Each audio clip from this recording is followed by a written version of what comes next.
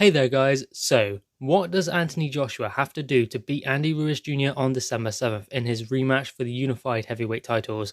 Well, it is the belief of Eddie Hearn that his movement and looseness is going to be key in the rematch. This is what Eddie Hearn had to say when he was talking to Sky Sports.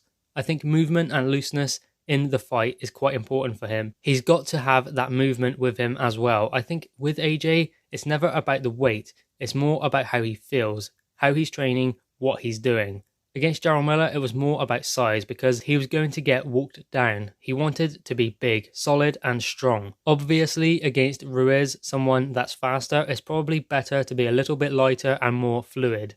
I think there will probably be a little bit more focus on being that way in this fight rather than preparing for Jarrell Miller like they did for 70% of their camp last time.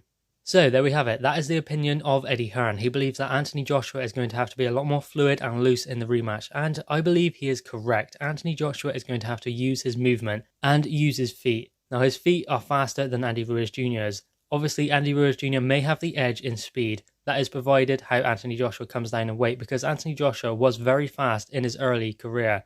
So maybe he can recapture some of that speed by coming down a little bit in weight. Because remember, as Eddie Hearn explained, Anthony Joshua was preparing for Jarrell Miller, a bigger guy who was going to be walking him down and probably being rough on the inside, whereas Andy Ruiz Jr. made himself small and he was countering and throwing fast shots and good combinations on the inside, rather than that rough and tough on the inside.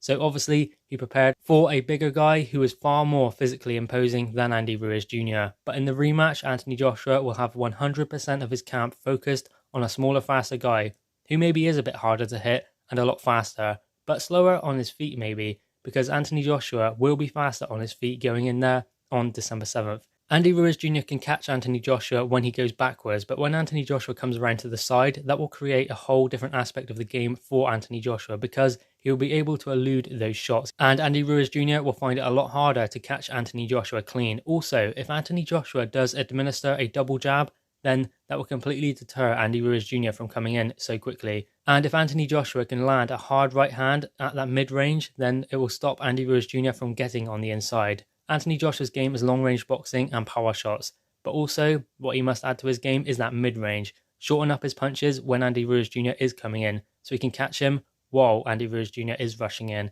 And punches that Andy Ruiz Jr. is walking onto will cause more of an effect than ones landed from a longer range. But anyway guys, what are your thoughts on this? Eddie Hearn saying what Anthony Joshua must do in the rematch for Andy Ruiz Jr. Drop your thoughts in the comments below, click the thumbs up and subscribe if you are new. Thanks guys.